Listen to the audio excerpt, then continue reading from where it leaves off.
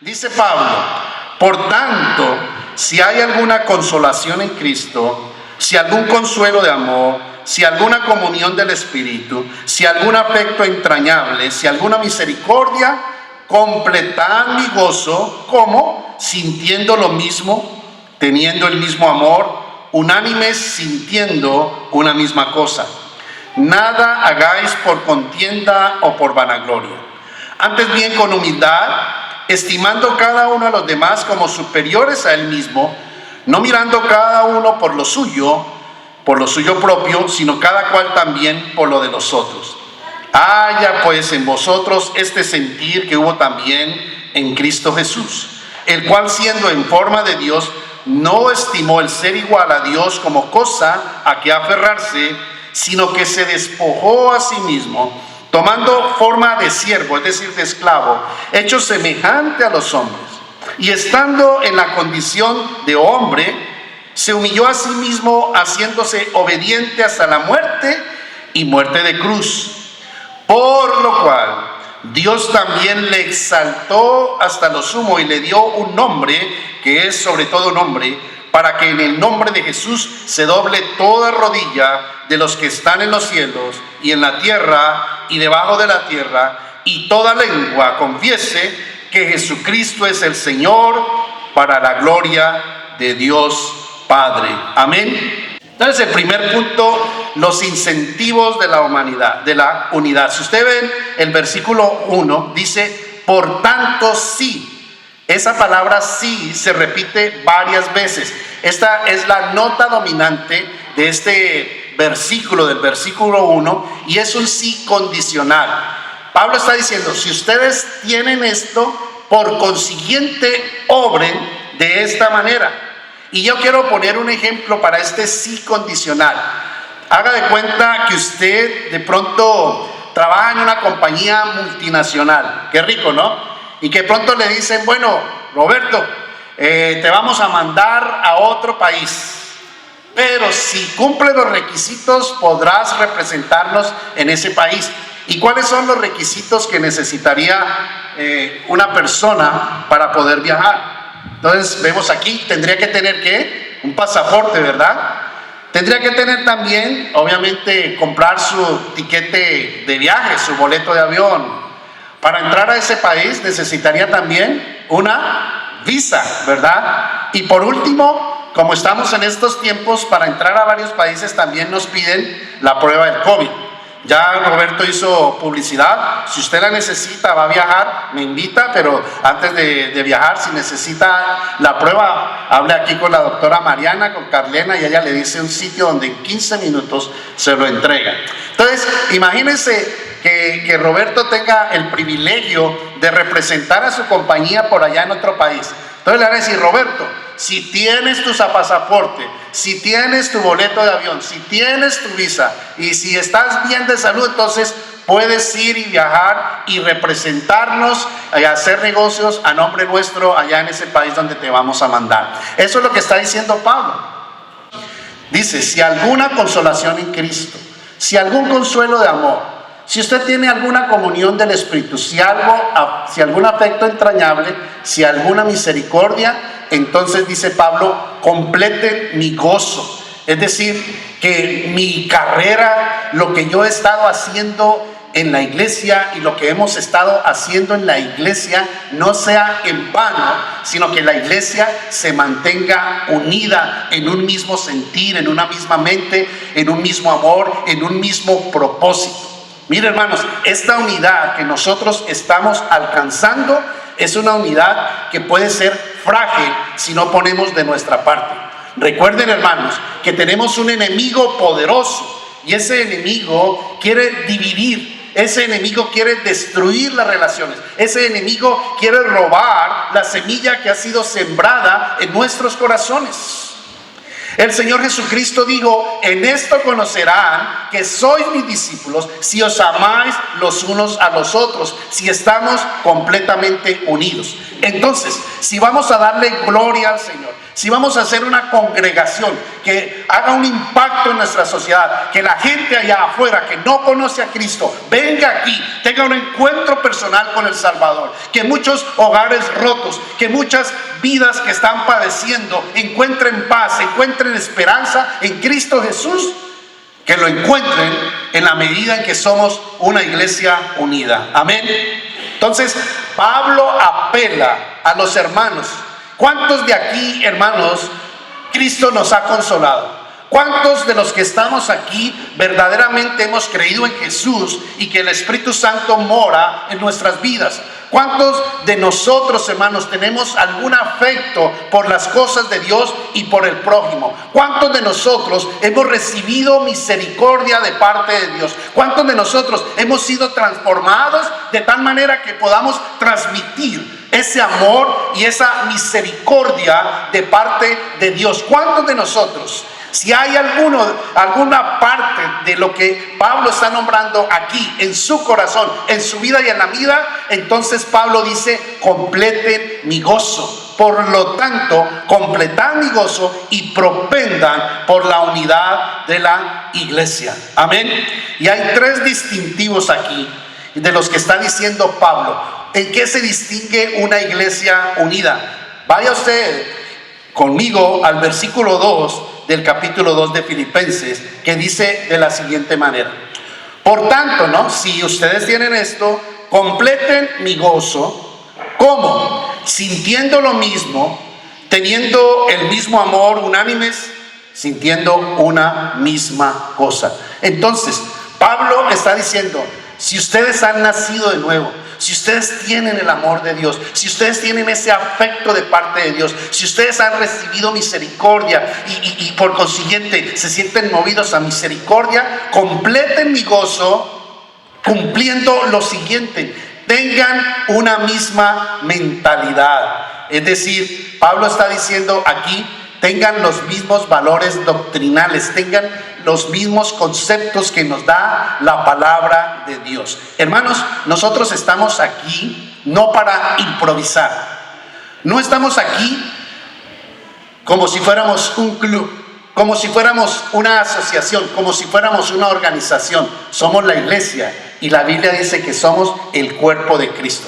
La iglesia no es una organización, no es un club, no es una asociación, sino está conformada por aquellos que han creído en Cristo Jesús como Señor y Salvador. Entonces, nuestra misma mentalidad, nuestra manera de ver las cosas, de ver el mundo, es que nosotros, todos nosotros, nos basemos en lo que dice la palabra de Dios. Amén. No es que improvisemos, no es que inventemos, no es que digamos Dios me dijo y puede eso estar en contra de la palabra de Dios. No, nosotros tenemos la lámpara a nuestro camino, tenemos el consejo de Dios aquí en la Biblia, que es la palabra de Dios. Por tanto, por consiguiente, yo le animo a usted, querido hermano y hermana, a que consiga una Biblia, invierta en una Biblia, tenga una Biblia que usted pueda subrayar, una Biblia que usted la pueda llevar a todas partes, una Biblia que usted pueda leer con facilidad, la pueda atesorar en su corazón y la pueda aplicar y practicar con su estilo de vida. Amén. Seamos el pueblo de Dios de la Biblia. Lamentablemente, hoy en día, a nivel de las iglesias hay demasiada ignorancia en cuanto a las escrituras. Hay demasiado analfabetismo escritural. No conocemos las escrituras. Y yo les recomiendo que cuando usted tenga la palabra de Dios, léala en voz alta. Alguien dijo, y ya se ha demostrado por los psicólogos, estudiantes, que uno aprende más y retiene más cuando lee en voz alta. Entonces, usted lea su Biblia, léala en voz alta, medítela, cántela, pero viva la Biblia, tenga la Biblia, vivamos la Biblia y no pasemos entero. Hoy en día también hay demasiado engaño. Pablo decía que se iban a levantar falsos maestros que iban a engañar a las iglesias. Y hoy en día hay falsos maestros, famosos maestros, entre comillas, que tienen acceso a la televisión, a la radio, a muchos medios, pero su doctrina no es bíblica, sino es una doctrina inventada de hombres que está engañando, minando, corrompiendo la vida de la iglesia y está confundiendo a muchas personas y a muchos creyentes. Pablo nos incita entonces a que tengamos cuidado de la doctrina, a que seamos como esos creyentes de Berea, como dice la Biblia, que ponían atención para ver si esas cosas eran ciertas. Entonces, hermanos, usted vaya siempre a la palabra de Dios. Consulte la palabra de Dios para tomar una decisión. Vivimos la palabra de Dios para ser iglesia. Viva la palabra de Dios para educar a sus hijos con valores y con principios que le van a servir de por vida. Aplique los principios cristianos a los negocios, los principios bíblicos para la familia, para las relaciones. Amén. Entonces, hermanos, tengamos una misma mentalidad y lleguemos a la estatura de un varón perfecto, Cristo Jesús, teniendo una misma mente, que todos tengamos el mismo conocimiento de la palabra de Dios, que valoremos la palabra de Dios. También hay otro distintivo, y es que compartamos el mismo amor. Dios es amor y el amor de Dios se ha derramado en nuestros corazones. Y si somos nuevas criaturas, la Biblia dice que en esto, dijo el Señor, conoceráis que son mis discípulos en que nos amamos unos a otros. El amor genuino, el amor real, el amor que satisface las necesidades de mi prójimo, el amor que lo da todo sin esperar nada a cambio, el amor que Dios ha sembrado en nuestros corazones se transmite diariamente en nuestras relaciones. Entonces, un distintivo de una iglesia saludable, un distintivo de una iglesia en unidad, es que tengamos la misma mentalidad en cuanto a la palabra de Dios, vivamos el mismo amor con que el Señor nos ha amado y por último, tengamos el mismo propósito. Aquí estamos, amados hermanos, para amarnos unos a otros, para enseñarnos unos a otros, pero aquí somos nosotros un campo de entrenamiento para que vayamos al mundo y demos a conocer a Cristo Jesús como el Señor y Salvador de la humanidad. Amén. Estamos entrenándonos como iglesia para compartir a Cristo, para anunciar las buenas nuevas, el evangelio de salvación. Por eso dice aquí el versículo 10 y 11: seamos unidos para que en el nombre de Jesús se doble toda rodilla de los que están en los cielos y en la tierra y debajo de la tierra, y toda lengua confiese que Cristo es el Señor. El propósito nuestro, hermanos, es que la mayor cantidad de personas posibles confiesen a Cristo como Señor y Salvador. Y eso se logra en la medida en que nosotros vivimos la unidad en la iglesia.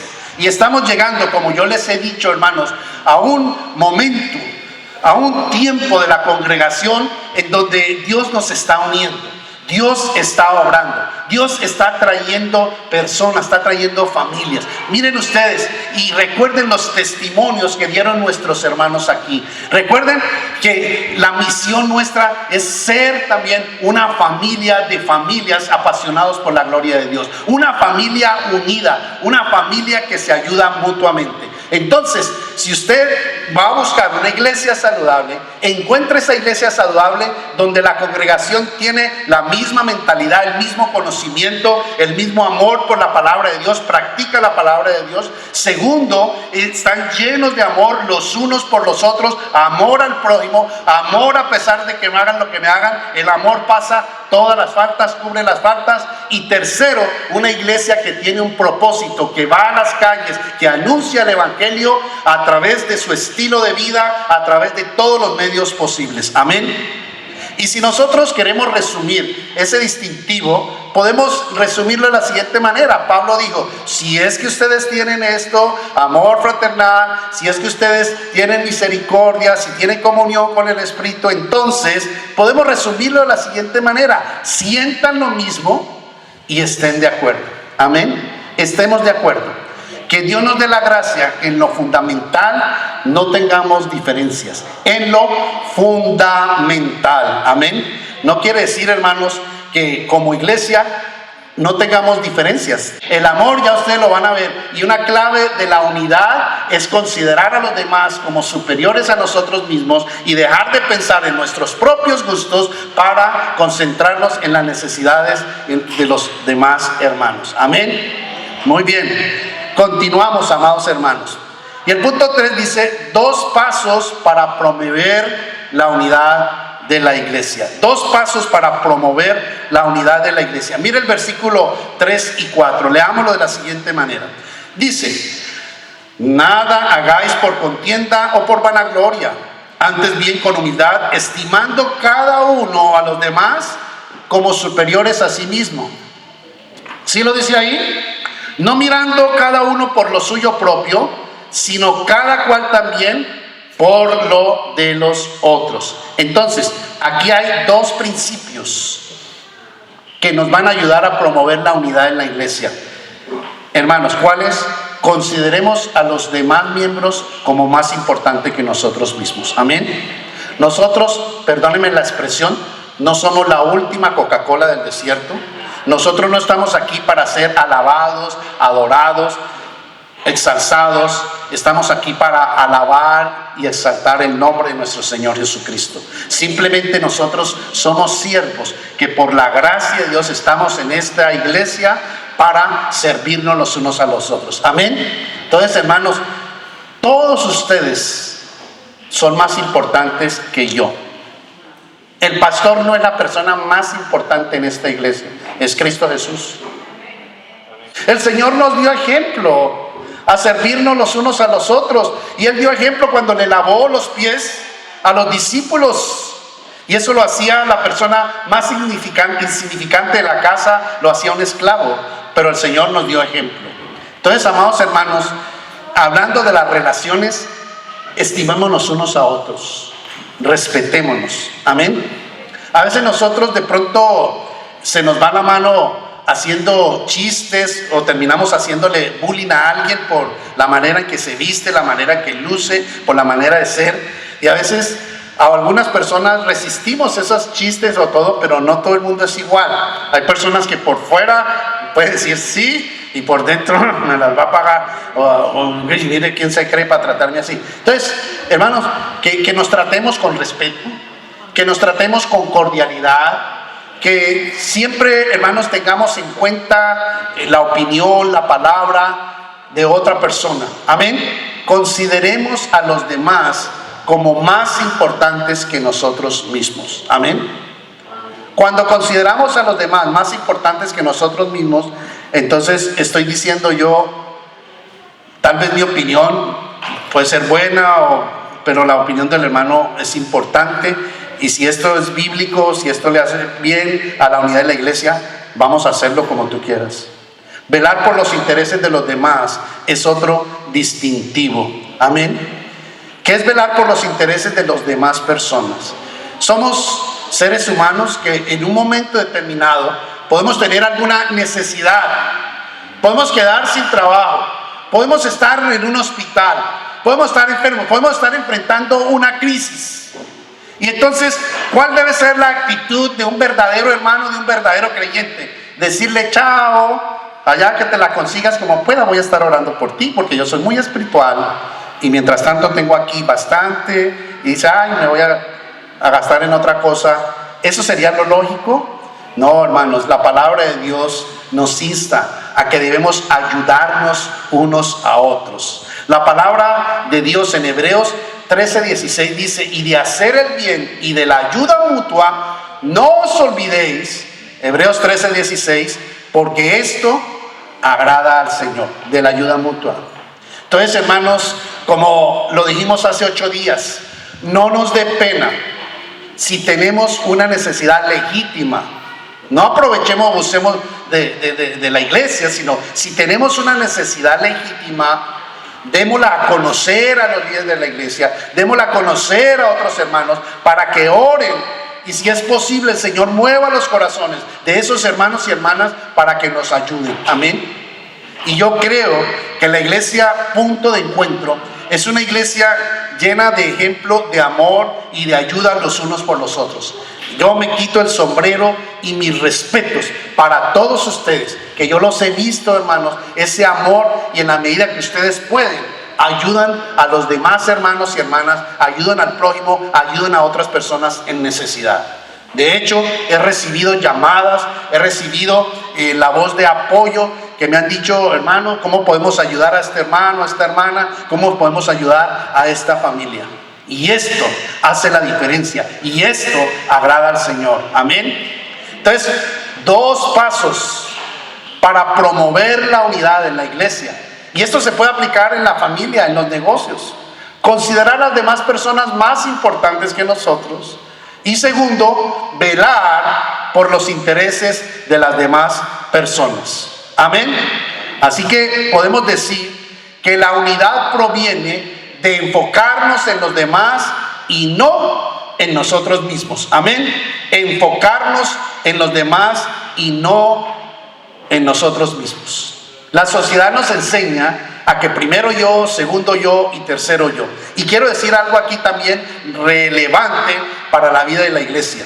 Y es que la iglesia del siglo XXI, la iglesia actual, la iglesia occidental, tal vez ha confundido su llamado, ha confundido su función como cuerpo de Cristo, como siervos del Señor, y nos hemos vuelto una iglesia consumista, en donde venimos, nos sentamos, vemos un show, un espectáculo, escuchamos a alguien hablar, apoyamos y nos vamos.